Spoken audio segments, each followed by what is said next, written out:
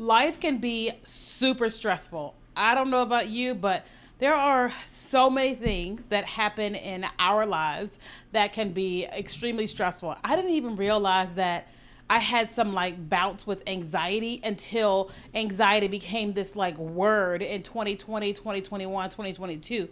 But now I can sense when I am dealing with anxiety, and it's like a whole thing. So today we are going to talk about some of the things that I do to manage stress and anxiety, and hopefully when I'm sharing this that it's going to help you too. So, welcome back to my channel where I share all things about business, marketing, and in your life in order to have a successful financial life, but to also have a well balanced life. And so, if you haven't already subscribed to the channel, go ahead and subscribe because I'm going to help you make all the money you want to make, but have time to actually spend it and enjoy it. So today we're talking about managing stress and anxiety, because whether you call it stress or call it anxiety, the truth is you are dealing with it. Like at some point in time, you may be dealing with it right now while you're watching this video, which is why you're watching this video. If that is you, just type amen in the chat because I'm just curious if that is you as you're watching this video. And so I deal with it too. There is not anybody on the planet that hasn't dealt with some level of stress and or anxiety. And so I want to give you some of the tips that I use to overcome it. So one of the first things that you have to do in order to manage stress and anxiety is you have to first acknowledge how it is that you are feeling, okay? Because it's one thing to say I'm anxious or I'm stressed, right? But it's another thing to say, I feel afraid of losing my job. I feel anxious that if I mess up, this could happen, okay? Because it's one thing to say I'm stressed. It's another thing to say that I'm anxious, but it's a better thing to actually be able to like name what is the actual thing you're anxious about. What is the actual thing that you are stressed about? Because otherwise you will think that you are anxious or stressful about this over here, but what it really is this thing over here. So one of the first things you could do for yourself, your loved ones, and your coworkers or teammates is actually acknowledging, like, not only that are you stressed and anxious, but what is actually causing it? What are the feelings you're feeling outside of those two words so that you can begin to manage it or do something to handle it? The second thing that I do is I try to practice, like some people will call it like my breath work or mindset things or mindfulness or whatever. Now me, I do a lot of prayer. Okay. I do a lot of prayer and journaling. And what that does is that, like, because here's what I know. I run a business, and so business can be stressful at times, plus your own personal life, and then all the other things that I do in my life in general, just like you. And so in those times when I'm feeling extremely stressed or I feel extremely anxious, and I am trying to figure out what exactly is causing the stress, what I have to do is I have to actually write it down, okay? So I have to write down, here's what all is going on, right? Sometimes it's in list form, but a lot of times it's actually in my journal, where I'm actually taking time in the mornings to pour out my thoughts. You may or may not have time in the mornings. Yours may be midday or yours may be in the evenings, but either way, you want to take some time to be able to like give yourself that moment. So for me, like the mornings are the least stress. It's when my mind is most relaxed in a sense, if I don't have anything crazy going on that day. And so I like to like practice, mindfulness by pouring everything out of me and then acknowledging how I'm feeling. So when I am journaling, I am like unfiltered, exactly what I'm thinking, what I'm feeling, because nobody's going to read this. I'm saying exactly what I'm thinking without considering anybody's feelings, without just that I'm going to be a bad person or whatever it is. I'm just writing it all out. And what that does for me is it really allows me to do some release. Okay. But also when it comes to like tasks that I have to make a list of all the things that I got going on, when I make a list and I can actually see, here is all the reasons why I'm anxious. Here is why I'm actually stressed. Then what I can do is go, okay, should I be doing all these things, right? Is there anything that I can get off my plate? Is there somebody I can call and say, hey, you know what?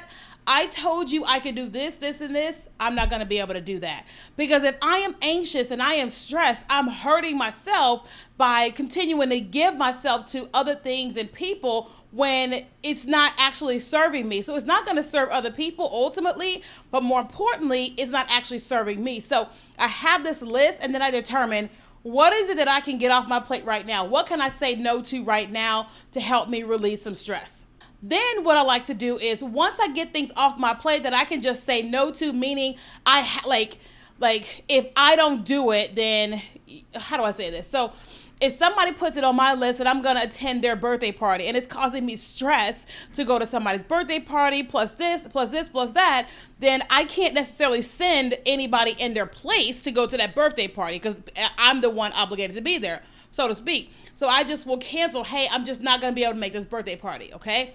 But if there are things that are on my list that I can actually delegate, right? So for example, I have to write a sales page or write an email or respond to an email or do research about something, then one of the ways to relieve stress is to actually delegate it. Give it to somebody else, because if somebody else has it, then guess what? It's off my plate. So like, I'm getting ready to have like a major surgery very soon, and there's a lot of things that I am working on right now before the time comes for the surgery.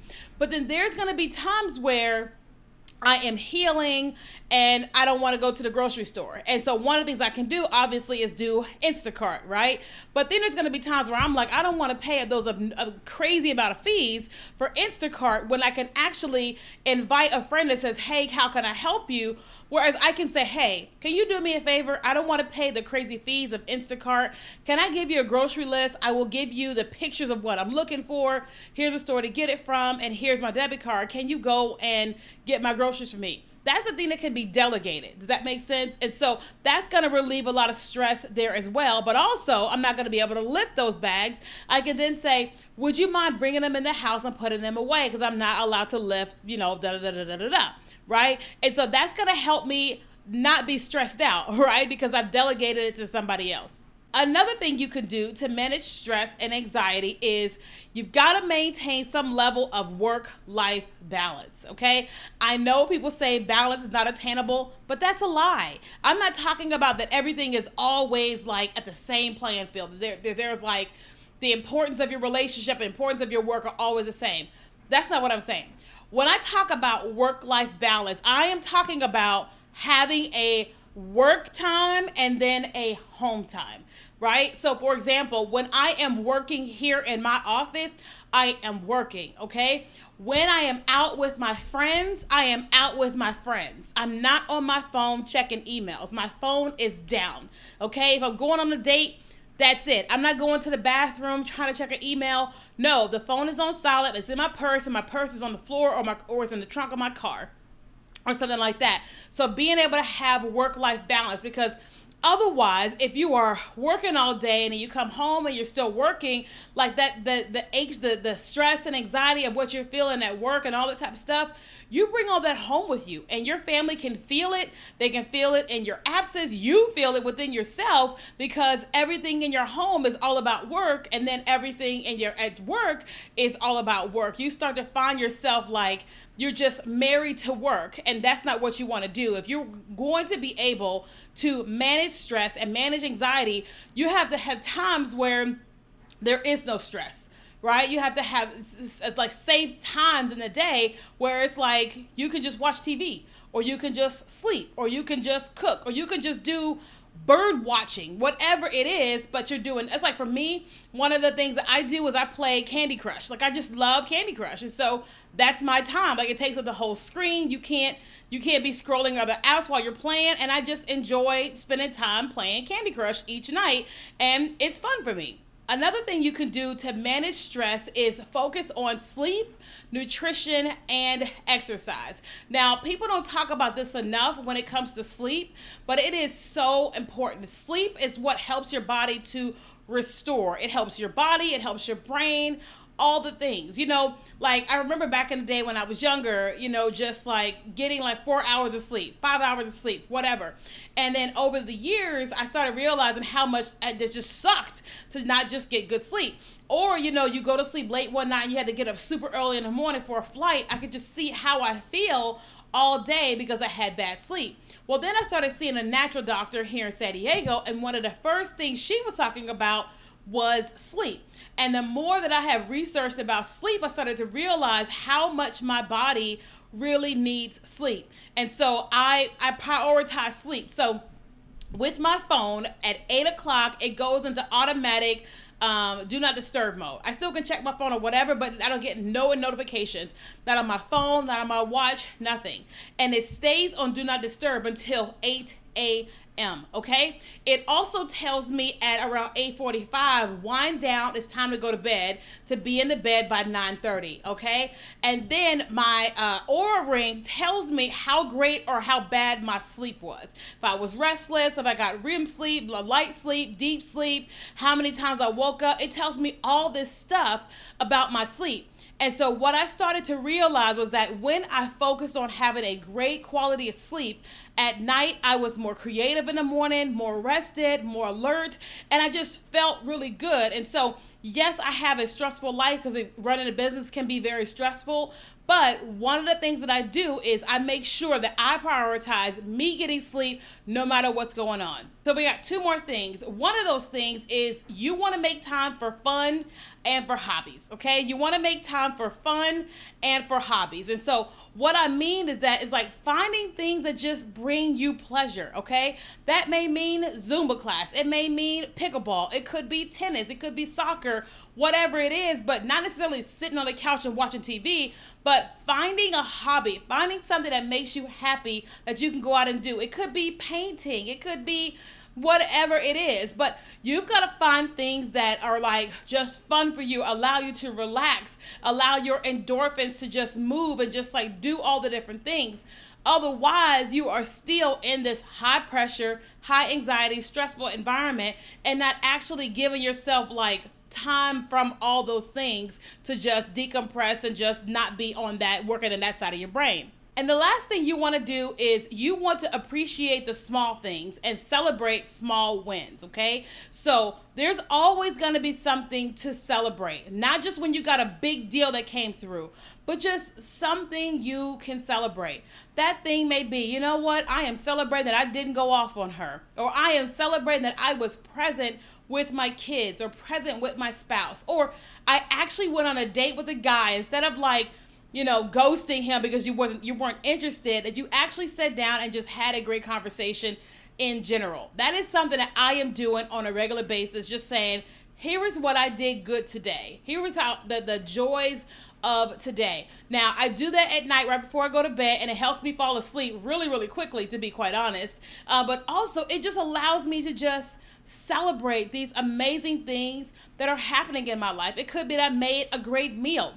It could be that I entertained friends, or it could be whatever, or a conversation I wanted to have with somebody that I've been meaning to have but just hadn't made time for. Whatever, you know what I mean? Just celebrating those small wins and like, doing like a gratitude type of practice, because that's a de-stressor, because what happens is that it takes you out of the mode of whatever has you stressed or anxious, and you're just focused on, here are these good things. That's like right now, while I am filming this, I'm standing up in my office and I have on these like flipper shoes, like slippers, and my 15-year-old cat is sitting here on my foot. He loves to be here with me in my office, and I just celebrate the fact that he wants to be with me everywhere I am. Not to mention I have a 9-year-old cat, and she's over here in the other chair just being here with me. And that may not be a big deal, but it's really sweet to have someone or something that just absolutely adores you. And so I just take pleasure in that once a day when I look down, or I can feel him on my foot, or I see her over there. It just makes me happy, okay? So I hope that you will take these things that I have shared here today to help you to be able to manage stress, manage anxiety. You have got to get out of that. Listen, stress and anxiety will make you sick, right? It will make you sick. And We don't want folks being sick. I don't want you to be sick, and you don't want to be sick, okay? So if you enjoyed this video, be sure to hit the comment and then like it, and let me know what else you want to see on the channel. And so thanks so much for watching.